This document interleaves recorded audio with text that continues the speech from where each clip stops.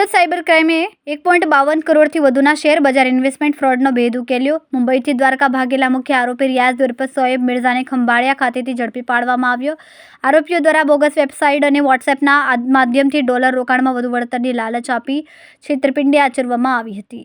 આ કેસમાં કમિશન પર બેંક ખાતાઓ પૂરા પાડનાર અગાઉના 3 આરોપીઓ સહિત સાયબર ક્રાઇમ ટીમે કાયદેસરની કાર્યવાહી હાથ ધરી. ઓપરેશન મ્યુલન 2.0 દરમિયાન એક ઇન્વેસ્ટમેન્ટ ફ્રોડનો ગુનો સાયબર સેલમાં દાખલ કરવામાં આવ્યો હતો અને જેમાં 3 અકાઉન્ટ હોલ્ડરની ધરપકડ પણ કરવામાં આવી હતી.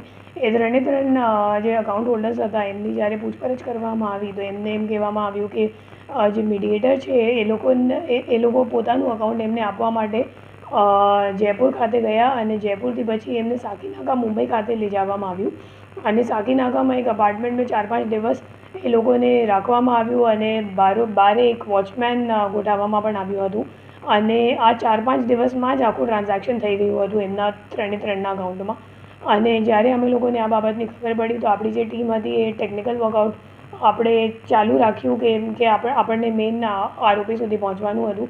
તો ત્યારે ખબર પડી કે જે મેઇન આરોપી છે એમનું નામ છે રિયાઝ મિર્ઝા અને રિયાઝ મિર્ઝા સાથે 2 અન્ય નાસ્તા ફરતા આરોપીઓ પણ છે અને એ લોકો ત્રણે આખા ઇન્ડિયાથી એવી રીતે મ્યુલ અકાઉન્ટ્સ ઇન્વેસ્ટમેન્ટ ફ્રોડ માટે એ લોકો લે છે અને પછી લઈને એમાં ટ્રાન્ઝેક્શન કરાવે છે અને ટ્રાન્ઝેક્શન કરાવીને પછી ક્રિપ્ટો વોલેટમાં ટ્રાન્સફર કરીને જે કેમ્બોડિયાથી મુખ્ય રીતે આ ઇન્વેસ્ટમેન્ટ ફ્રોડ ઇન્ડિયામાં ચાલુ છે તો એ લોકો ક્રિપ્ટો USDTમાં પૈસો ઇન્ડિયાથી બહાર મોકલે છે.